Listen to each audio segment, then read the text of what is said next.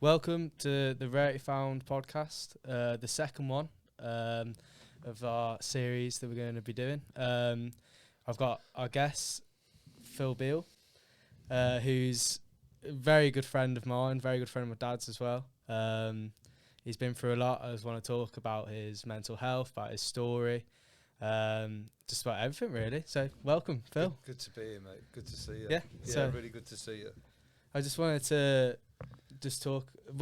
introduce yourself. Okay, I'm Phil Beale. I'm, as Jack says, his dad's my best friend, and has been for a very long time now, and known Jack for a very long time, of course, alongside that. And in fact, Jack and my daughter went to the same school. Yes, we did. Same Did year?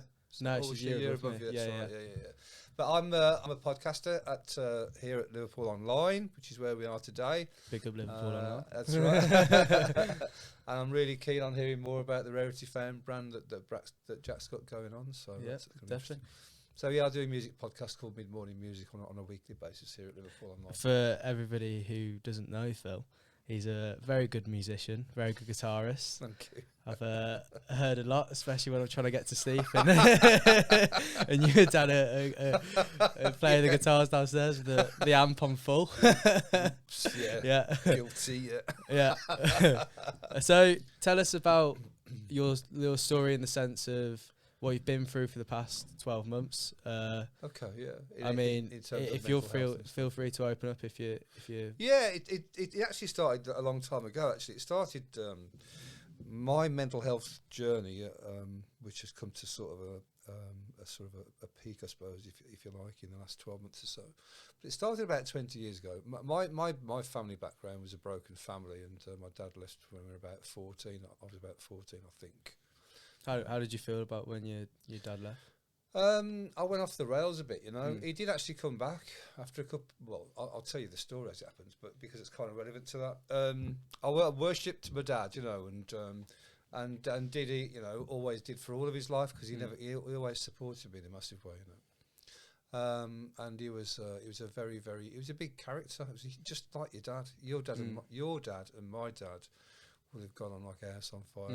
He loved nothing better than a good drink and a social atmosphere. You trying to make me dad out as an alcoholic? Well, no, but you know that's their social life. Yeah, you know. yeah. Very similar. And Dad was just like your father. Dad was a great raconteur. He got the best drinking stories you've ever heard in your life. You know? Yeah, always do, don't they? So he was a real character. And that, I think, for me, that's probably quite a lot to live up to, you know. Because he was a face on the Birmingham scene in the engineering world, which of course at that time that's what Birmingham was all about, really. I remember I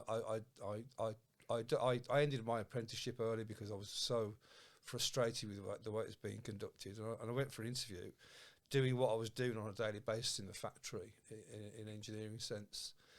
I went for this job that I just spotted in the Evening Mail on you know, one night. There's this job doing what I'm doing. I thought, well, I'll go and do that.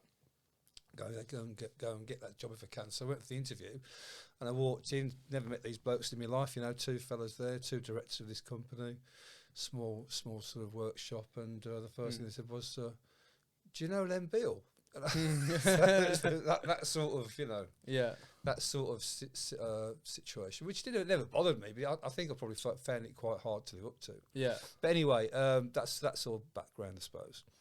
So. After Dad passed in 2000... Sorry to hear it. Yeah, well, Lydia was born just before he died, about a year before he died.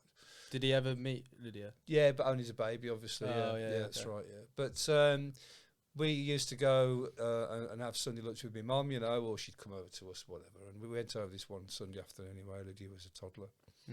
And the conversation got round to what happened in our family. You know, it's not something we ever dwelt on really, but it just happened to come up this one day, and we were talking about it. And I said to Mum, "Well, you know, it was a big event, I know, but it was only a couple of weeks, wasn't it, Mum? You only went for a couple of weeks." And she was like thunderstruck, and she said, "He was gone for 2 years." And I'd read the way my mind had remembered it, I'd sort of blanked that out, you know. And I was a 40-year-old plus man at this point, and it was quite a shock, really.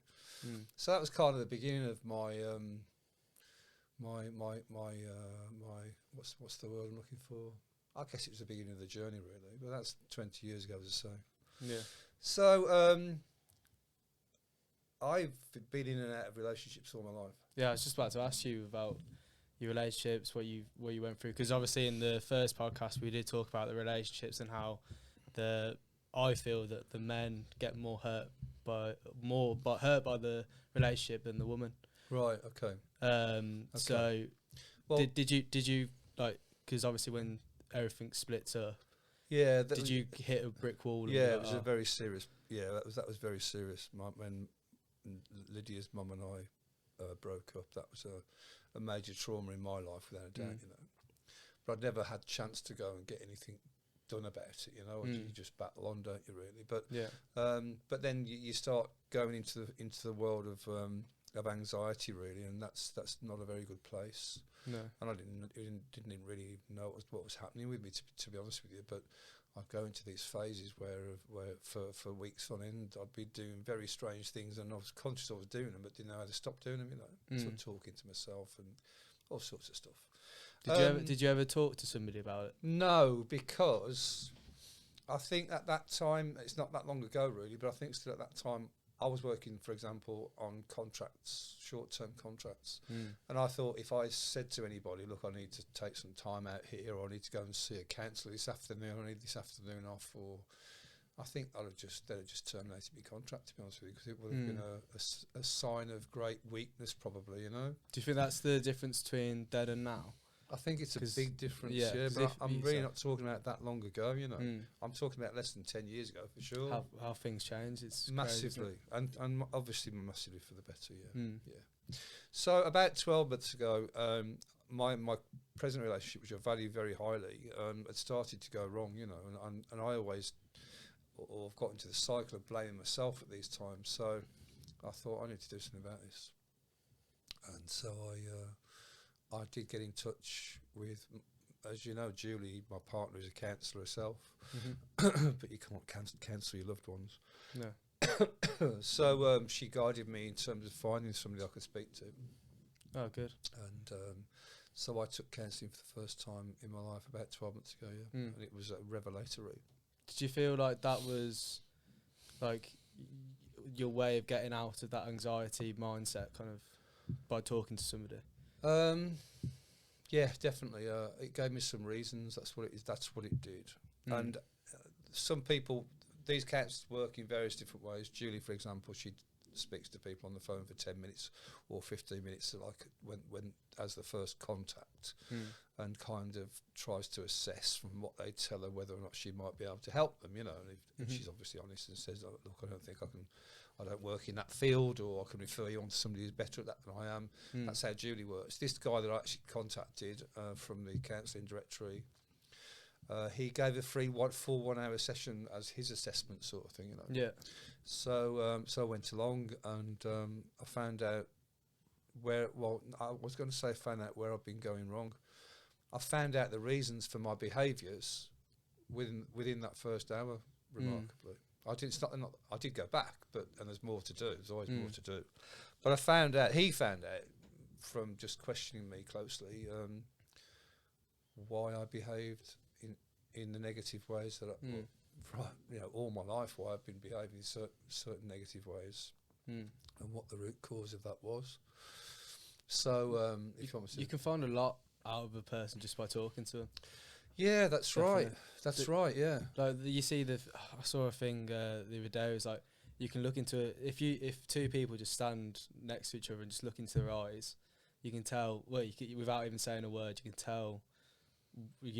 What they're thinking. Kind of, it's very, very weird. Yeah. But you could, like, people start crying and stuff just by looking into people's eyes. Yeah. But definitely talking to somebody is definitely the key. And we really promote that, and that you have to talk to somebody if you feel like anxious, feel depressed, because you really got to get it out. Because if you bottle it up, as we know from the last podcast, like with Mac, like you sit in your room, pitch black room, and you don't want to see anybody. And he said that if when talking to people, it's the best thing that you could have done. Because if you bottled it up, it just gets worse and worse. Absolutely right. Yeah, absolutely right. You mentioned there as well about being close to people, or physically close to people, or look in their eyes. I've got some fairly deep spiritual beliefs. As you know, I've worked as a Reiki therapist, actually as a Reiki teacher. So I've worked somewhat. I've touched on that area, you know, and I've got an absolutely firm belief that we each of us have an aura around us of energy, an energy field, and that energy field contains our emotions as well as lots of other things, and that we can detect how people are feeling just by being near to them, like you say, because I believe that our auras, they meet whether or not we're physically close, you know, right up with each other. Our auras are a field around us, so we can detect people's emotions without speaking to them. I think, through that method. That's my belief anyway. But I think going off that is like, is it Tai Chi, where like, so like you break their aura and then you can. He's like, I can't remember what it is. Dad did it. So yeah, that's right. Like if you break the aura on the top or something like that you can. I can't remember what it is. You can but yeah, it's a commonly held spiritual belief, and I certainly subscribe to that. So that's kind of, you know, relates to what you were saying about looking into people's eyes and being in close proximity to them. You can certainly detect their energy and their definitely. emotional state. Yeah, without a doubt. Definitely. So going back to the counselling, what happened was I related that story to him when we got onto that subject, and I mean the negative behaviours I'm talking about that I've exhibited throughout my life is an apparent moodiness. I can go into black moods, you know, like a dark place, kind of. Yeah, and be very uncommunicative, you know, which is really damaging in a relationship. It's like the worst thing you can possibly do, really. But I could never figure out why, you know, I just didn't understand why I was responding like that. Yeah. So I related that story to him about my you know, my sort of early adolescence and the time that Dad left, and that story about how I blanked it out, you know. And so he started questioning me a bit more closely about that, and he asked me about the time before that. Really, what was the run up to that like? And I said, well, it was horrible. You know, it was really hell. When I was from the time when I was about 7 or 8 years old, my mum and Dad would be absolutely screaming at each other, you know, every night it felt to me, and I was absolutely terrified. So he actually honed in on that, which I'd never really put much significance on, and he said, well, your only way of coping with that situation would have been to have rewired your emotional responses, and it's just an automatic process, not something you can control. To take you away to a safer place, which would have been to have mentally just disconnected from what was going on around you. But unfortunately, that sets a pattern then, so that once you get into any sort of area of conflict in your life, that's your automatic response, which you can't control. You just go into your shell. Did you? I asked you a really personal question now, and it is a very personal question. But when you were in that place, did you ever think, "Oh, what's the point of me being here"? No, it wasn't quite like that. No. I've been there, but not in the same sort of, not in related to this really. What this has done for me over the years is destroyed relationship after relationship. I've had a lot of relationships with different partners through my life, but I've never gone into a relationship thinking, oh, this will do for the next couple of years. I've always gone in 100%, you know, and believed that this was the one, you know. Yeah. But I've never been able to sort of sustain that. Because of these behaviour patterns, and it's really, really damaging. So that gave me a massive, and it didn't give me a way out, and it didn't give me any excuses. I didn't look at it like that. It just gave me a reason. I've found the reason why I've been so destructive, you know, emotionally with other people around me for so long, and it's given me determination to make amends in some ways, you know, and it's given me a reason, which is what I needed really, and it's brought me out of a lot of kind of, I don't know, circular kind of behaviour patterns where I keep going back to the same place. It's helped me like immensely, massively. So yeah, that's my recent journey really, and it's been an absolute revelation. So you. Are you with Julie now? Yeah. I mean, that's been a rocky road as well, but this has been part of it, you know. Yeah, because the last I saw you, I mean, you split up with Julie. What was the reason? Yeah, it was all kind of part of this. Well, it started off as part of the same problem. There've been other things, other big factors. I mean, for example, the pandemic for a start has affected all of us. Had a massive effect on our relationship. So there's other reasons as well, but that journey of discovery though has been helpful, because she can understand now as well why I may have been behaving in certain ways. She was kicking herself for a while, thinking, why didn't I uncover that? But I don't blame her in any way for that. But I just think it's been a really valuable process, and so and also now I can modify my behaviour. So when I start automatically responding in that particular way, I can say, hang on a minute, you mustn't do that. Don't switch back. That's right. Yeah. That's right. Yeah. Because every time I've seen you, Phil, you've always been the happiest guy on the earth. Every single time, you bring your guitar, sing really loud. Yeah, your mother hates me. Yeah. Yes. You get the stomp. Yeah. No, but. Yeah, well, I suppose I guess that's probably who I am, really, I suppose. That's the real me. That's in my happy place, anyway, yeah. Did you feel like music helped you through this journey, playing the guitar? Yeah, without a doubt, yeah, without a doubt, yeah. I mean, I really wanted Phil to bring a guitar on, but he said he wasn't prepared, so... But no, without a doubt, music is my place of comfort, and I've always had a massive emotional connection with music, always, since before all that story, really, since I can remember being 5 years old and having a massive emotional response to music, and of all sorts, really, right? Mum and Dad would play all sorts of things, from the Beatles, obviously, to... You do look like John Lennon. I've said this time and time again. He does look like John Lennon, 100%. He was my hero. Well, I can tell, Phil. Still is musically, he still is. But, and from a peace perspective, he's my hero. Yeah. But what was your first album? Well, first CD that you brought?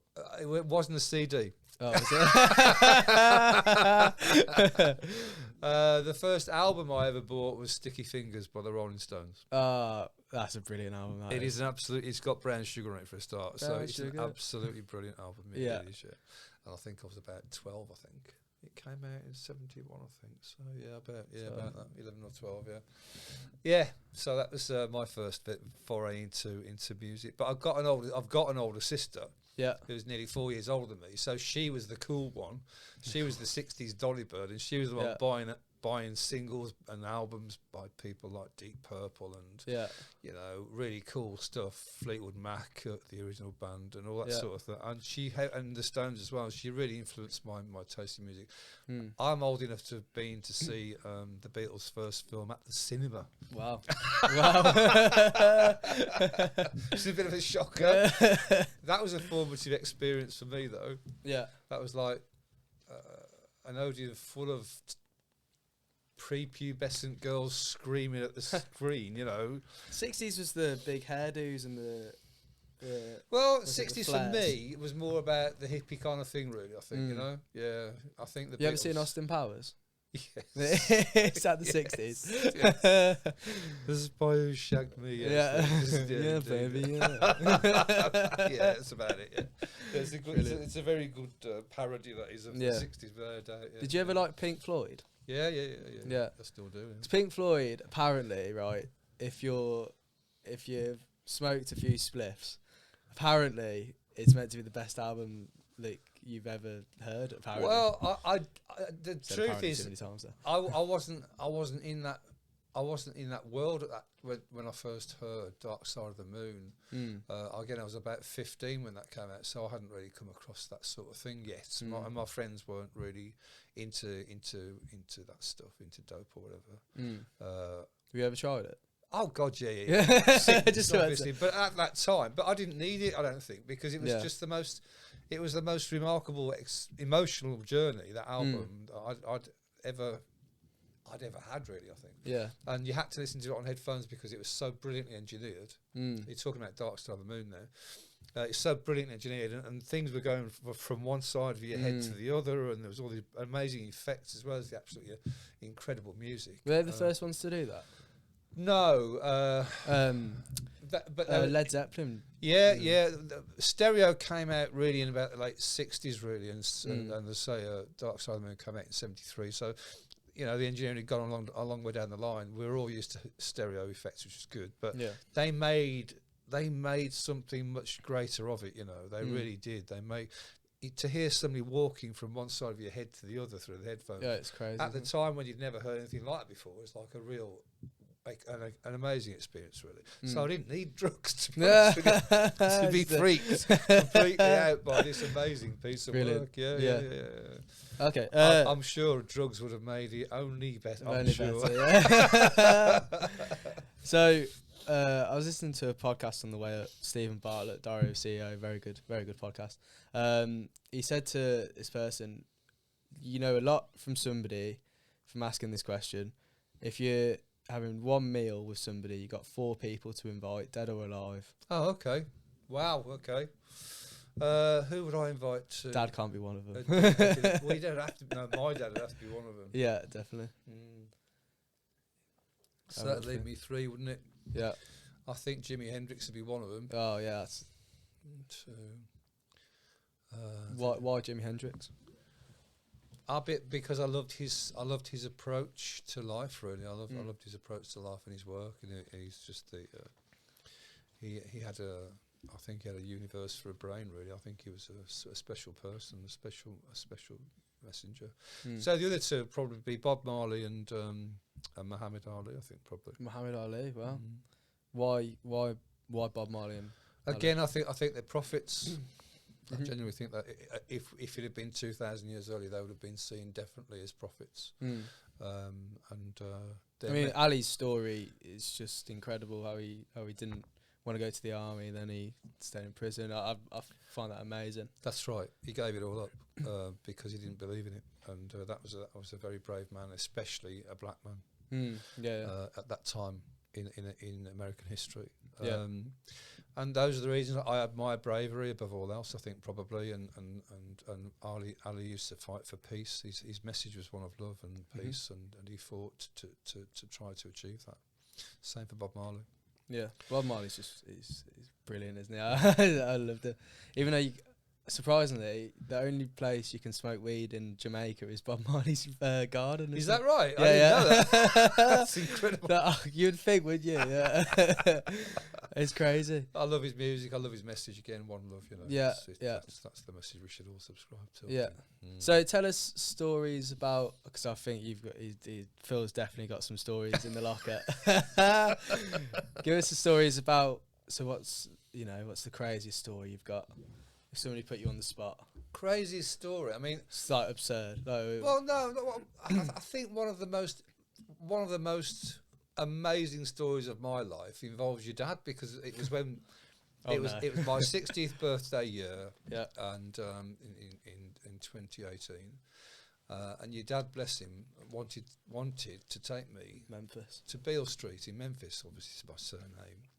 Beale Street is reputed in Memphis is reputed to be where the blues was born, and your dad and I are great massive fans of blues music, Yeah. And it was one hell of a journey. It was one hell of a trip. It was amazing. It was a real blast. It was a bit drunken. There was a lot of drink consumed. In actual fact, on the flight out, we drank the plane dry between the 2 of us of Jack Daniel's products. Brilliant. Products. But we just... Not just Jack Daniel's. No, just the whole lot. The whole lot. But we just did that talking. Neither of us was drunk. We were just talking, and the air hostesses kept coming saying, "I don't think we serve you anymore," because they're obviously very conscious of behaviour and stuff. But your dad and I are not badly behaved people in any context, really. Just can drink a lot. We just do enjoy a drink, and so they kept it going in the end, and they said we haven't got any left. But that's how it started. It continued that way. It was only I think it was 4 nights we were out there. I think it was, and it was an absolute, it was an amazing journey, amazing experience. One of the most fantastic experiences of my life. And it ended on the last night with us. We were actually umming and ahhing. We'd had so much for the previous 3 days. Yeah. Oh, can we? And your dad, fair play to him, said, we haven't come this far to stay in on the last night. I said, you're absolutely right, mate. So we trotted out again. Yeah. And we ended up back in this bar we've been a couple of times before, and there's some brilliant music playing. I think Dad told me about this. Some brilliant music playing, and we're just grooved along, and your dad kept saying it's his birthday, which it wasn't, but it didn't really matter. And this lady approached the two of us. These people just approached us, and this lady was talking to me. And we were talking about motorbikes and stuff and things like that, just general music and whatever. And she just asked me out of the blue, she said, would you like to meet Carla Thomas? And I said, what? Sorry? Would I like to meet Carla Thomas? Yeah, of course I'd like to meet Carla Thomas. You probably wouldn't be aware of Carla Thomas. She was a massive soul. She was a soul diva in the late 60s and 70s, particularly in America. Her dad, Rufus Thomas, had massive hit records all around the world. Carla's success was more kind of United States centric, really, but she was a huge star. And I said, yeah, why? And she said, oh, come on over here. She's sitting over here. So we went over and I met this amazing lady, and we talked a lot. We really connected. Yeah. And talked a lot. Carla had been a member of a very famous late 60s tour of the UK by all the stars that were on the Stax record label from Memphis. So we're talking about, she was accompanied by guys called Sam and Dave, who are massive acts right around the world. Otis Redding, Booker T and the MGs, massive stars, and she was part of that kind of like a package tour sort of thing. And they came to the UK, and she talked all about that with me. And I knew a little bit about it because I'd heard about it or read about it or whatever. And what they were blown away was by the fact that there was no segregation over here, because in the States at that time you couldn't go into the same hotels or the same toilets. Or really? If you're a black person, that's right, yes. But the British people just welcomed them with open arms as this wonderful bunch of people, who are incredible artists. We'll talk about the race. I want to talk about the race cars. Yeah, sure, yeah. Well, later on. And that's why Carla kind of said, "Wow, English people, come to me and speak to me." And she was so welcoming. And she sang me happy. We were sat on the same, next to each other like you and I. And she sang me "Happy Birthday," which is probably the greatest moment of my life. A soul diva singing me "Happy Birthday" on, and then it was just amazing. I just missed her performing, unfortunately. She'd been up and been doing some singing. Well, I mean, you met her. I got better than that. I got my own personal song. Yeah, that's right. Yeah. So and talking about the race thing, I know it sounds really naive and stupid, because I've actually read a lot about their experience, about the black experience in the United States and over here and worldwide, really. And but for some stupid reason, I hadn't placed Memphis in the Deep South, and that was pretty naive, really. I don't know why. If I'd ever thought of Memphis, it had never really crossed my mind. But Memphis is very much of the South, and so a lot of those attitudes are still prevalent in Memphis today, even. Yeah. Did you feel like when you grew up, there was always like, if you go to the toilet, there's a white toilet and a black toilet? In the States? In England? No, that was never part of our world. That was never part of our world, which is why when they came over to this country for the first time, they were blown away by the reception, which was completely equal, colourblind. That's right. So they had no barriers at all in the UK when they came over in, I think it was 67 or 68. Yeah. But what I realised by touring around, we saw a lot of things. We went to Elvis's birthplace in Tupelo, Mississippi. And Dad loves Elvis, by the way. Of course. He's the Elvis impersonator. He's Elvis through and through.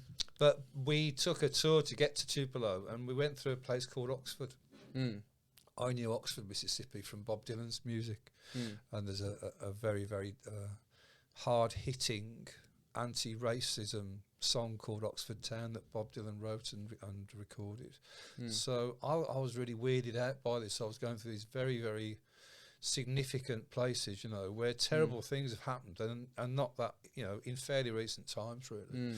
But also, I think the thing that really impacted on my psyche was we went to the Stax Museum, and we got a taxi there, and from the hotel we were staying in, and it really was the wrong side of the tracks. And to see the conditions that the people were still living in there now was shocking, absolutely shocking. To see the squalor of having to live in, it was like a ghetto. It was awful. It really was awful. So the truth is, it's still going on now. Well, you have the Black Lives Matter movement, which is that's right. Which I agree with. Yes, to be honest, because absolutely. especially in America, you know, the black people do get. I hate saying the black people. Like they're not a subject, but they do get treated worse in the southern states. Yeah, they do. Yeah, like some people still have the mindsets of like there's still two separate things, but it's not. That's right. I mean, slavery had a massive impact in the States and went on for a lot longer in the States, and it still overshadows their world really in a massive way. So yes, that was a real eye opener. But didn't in any way dampen our experience. It was a real experience for me. It didn't change my attitudes though, because I've never felt any different anyway. Not ever.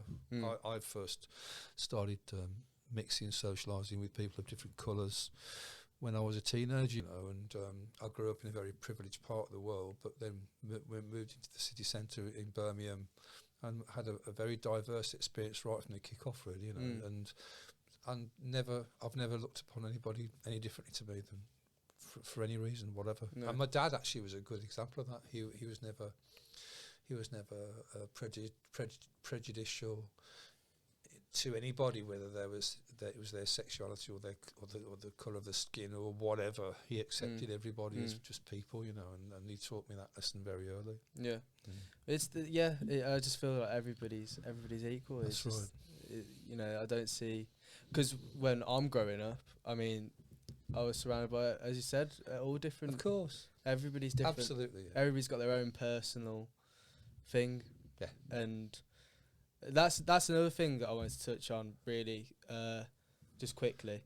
That if you feel different in society, like it's not to say it comes back to this thing of bottling it up. Like if you feel like you're different in a sense of, oh, I'm not getting the attention, or I'm not getting that I'm getting bullied or whatever, it's all right to come out of it, because society now is definitely more accepting than when definitely. You grew up. Because even in the last 10 years, I think that attitudes have changed for the better. 100% across the board. Yeah. Let's say if somebody came out and said they were gay when you were growing up, they would get.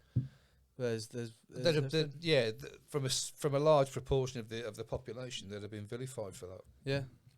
But one of my heroes from 1977 onwards was Tom Robinson, who again was a brilliant musician, fabulous artist, but also a political activist and a gay person. And I've never been more affected by music, I think, than from hearing on the radio his band in concert. And I'd never heard the song. He wrote a song called "Glad to Be Gay," which was a fantastic song, first of all. And to hear him playing it live in front of a massive audience, and the whole of the audience singing along, sing if you're glad to be gay. Whereas, of course, only 10% of them probably were. Yeah. That was a massive moment for me. That was like, what a brave man, what a massive statement to make. Role model. Yes, absolutely. Yeah. A brave person. So, would you say your role model is your dad? In lots of ways. Obviously, he was no angel. Yeah. He's not a saint. Nobody is. Far from it, far from it. But yeah, I think so, yeah. He made a huge impression on me in terms of how to treat people. For example, if he was in the circle of somebody who was on their own, we'd have him along for Christmas dinner just for the afternoon, because he didn't want people to be on their own on Christmas Day. That sort of thing. Yeah, it's nice to. I've never heard that. Yeah, no, I probably haven't told that many people, but that's who he was really. Yeah, and that's a great role model to have, I think. So another thing that have you read the Secret? Yes, I have read The Secret. Yeah. Do you believe that if you believe in something, that it will come true? I do. It's called the law of attraction, ultimately. I believe it's one of the universal laws of. 100%, because I think law of attraction's brilliant. I think, I mean, it worked for me, and it still is. Like, I've always said that, you know, if I believe, I believe that Rarity Found will be something one day. Yeah. Don't know when, don't know where, don't know how. Okay. But tell me about it. Tell me more about it. About Rarity Found. Yeah, I'm interested. So, as we said in the first podcast, we went through a really up and down journey. I mean, like mental health struggles. You know, you as I say, investors that you pressure off your investors that you need to pay back, and you know, Mac and me were just in a mental hole, as I say. Right. But and it was horrible. It's just like you have to get out. But if you try and get out, there's no way of I know there's no light at the end of the tunnel, and it's horrible. But we've come out in the right way, to be honest. So what's the ethos of what you're doing? What's it about? So it's all about a positive message. Here we go. The advert. The pitch, yeah. So it's all about. I'm genuinely interested. I really am. I suppose I haven't really told you about it. No, chance to talk about it. So Rarity Found is all about positivity. So we wanted to, when we started, we always wanted to spread a positive message, and we thought we can do that through clothing. And if you look back at the first podcast, you'll know all about the journey, about ordering it all from China as well, which took the piss to come at. Okay. But yeah, anyway, this is, I believe in it because I feel like I've gone through something with this journey that I feel like I now know what the message actually stands for. Right. And good. Well, I'll tell you. So a little story, which I've probably said in the first podcast, but we'll go again. So when I was at sixth form, all I wanted to be is, you know, a rugby player. Like, that's all I wanted to do. Captain of the rugby team. But so everybody, the school system is shit because you just, everybody wants to go uni. Like they always push uni, then they get the 9-to-5 job, and I didn't follow the herd, and I went travelling, as you know, for a year. Absolutely brilliant. And that was the best time of life. And I just thought I was on Bondi Beach, and I was just like, this is a lot better than getting drunk at uni 24/7. Then came back and we started this, and well, obviously the pandemic hit. But yeah, it's really, I really believe in the positivity message that we're trying to send out, and what it stands for as well. And we just want to help people because I feel like, especially men's mental health, right?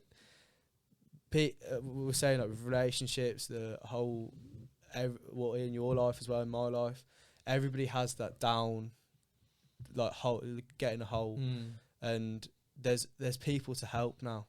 Like you can go to people and talk about it, as you said, and get it out there. Because if you bottle it up, it'll just kill you.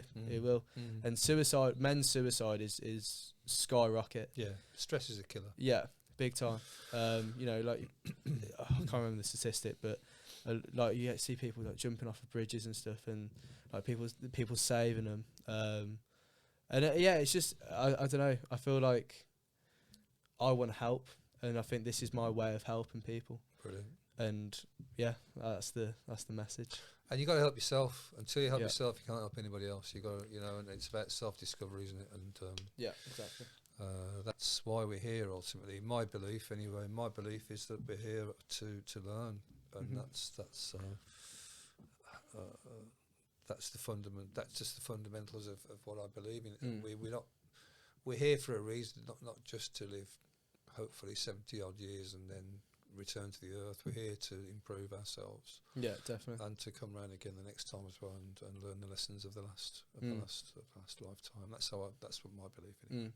So it's all about learning about yourself. Yeah. Why you do respond in certain ways, and that's been valuable for me in recent times, as I've said, really. And and being good to people. Yeah, I think this message, you know, find the real you, like change your perspective on life. just you see kids like they don't know what they want to do and they just go to university because their mum and dad say so. Don't do what you want to do. I mean, I was inspired by my brother who went travelling before me. He's been everywhere, isn't he? So I wanted to go travelling but help people at the same time. Also a flanker. What position do you play? Fullback. Okay. I'm the speed merchant. Yeah, he's broken his nose about 7 times, I think. Well, yeah, it's just a feature these days, isn't it? Yeah. He's just got that craggy look. Yeah, and he's only 5 foot as well. That won't get back. Yeah, if he watched it. Love to joke. Yeah, but yeah, I think that's everything that I want to talk about. Well, that's great, and I've really enjoyed it. Thank you for inviting me along. Thank you for opening up as well. I think a lot of people don't. And I think this is what this podcast is going to be. This is going to be. I mean, I'm not copying Diary of a CEO. Like, I don't know. You don't even know what that is. But I want it to be honest. I want it to be like I want to hear your stories and everything. And please feel free to text us, DM us, or anything to come on the podcast. Subscribe, yeah, like and subscribe. But yeah, every podcast we're wearing all of our clothing, so if you can go and check it out at www.rarityfound.com, it's all there. It's all our mission, just everything, what we're trying to achieve, all of our products, some really cool photos as well. So if you can go and check that out, that'd be perfect. But yeah, thank you, Phil. Thank you for coming on. Well done, Jacko. Proud of you, mate. Proud of you. Thank you. Hey, bye.